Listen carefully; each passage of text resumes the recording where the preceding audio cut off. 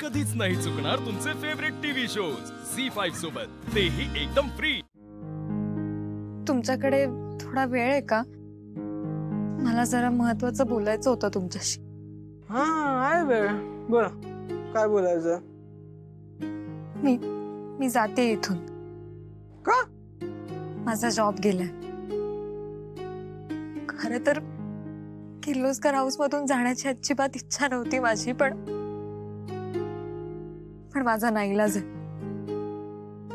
मी गेल्यावर आता प्रीतम सर एकटे पडतील। मला आतून असं खूप वाटत होतं की मी त्यांच्या सोबत असायला हवं। ती दिशा चांगली मुलगी नाहीये हो। प्रीतम सरांसारख्या इतक्या इमोशनल सेन्सिटिव्ह मुलाला जर इतकी धूर्त बायको मिळाली ना तर त्यांचं आयुष्य बर्बादच होईल। पण मला सांगा, तुम्हाला अचानक का एवढी काळजी वाटते त्या प्रीतमची? खरं तर हा प्रश्न मलाही पडला होता।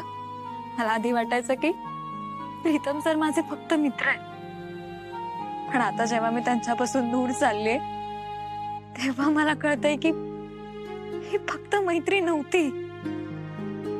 प्रीतम सर मला आवडू लागले।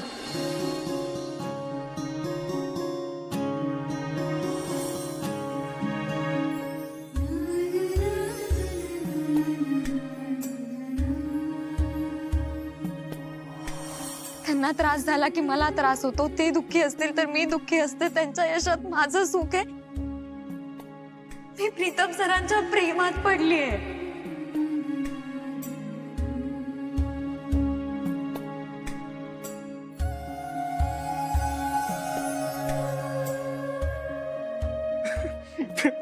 प्रिया मॅडम,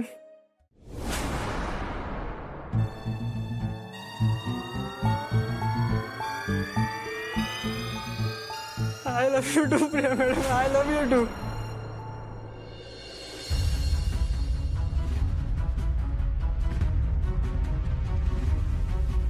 प्रीतम सर, तुम्ही? हो प्रिया मॅडम।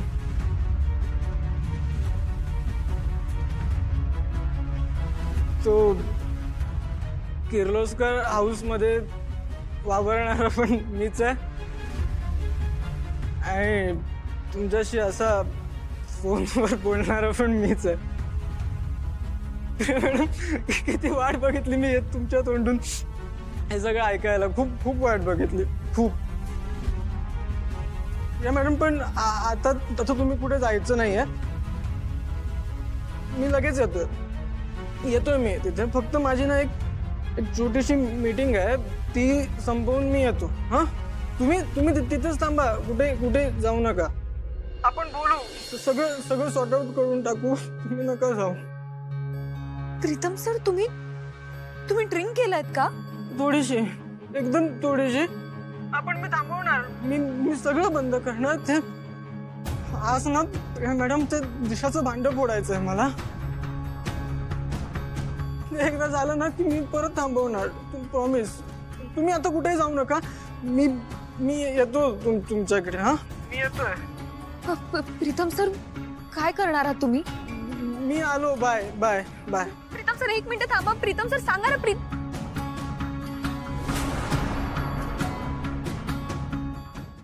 झी5 ॲप डाउनलोड करा आणि पहा सर्व एपिसोड्स एकदम फ्री।